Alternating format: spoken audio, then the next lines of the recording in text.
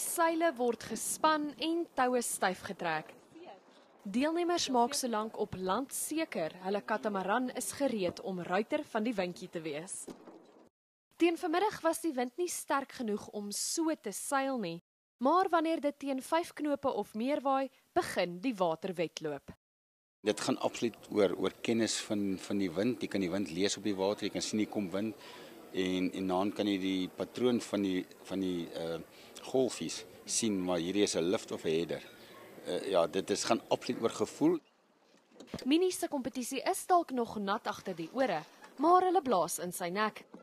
Die 13 en 14-jarige van die kerkneefies is die jongste deelnemers.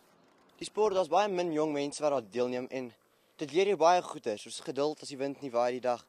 En dit leer jou om vas te byt as dit moeilike tye word. En voel jy nie geïntimideer as jy teen mense van in die 50 deelneem nie?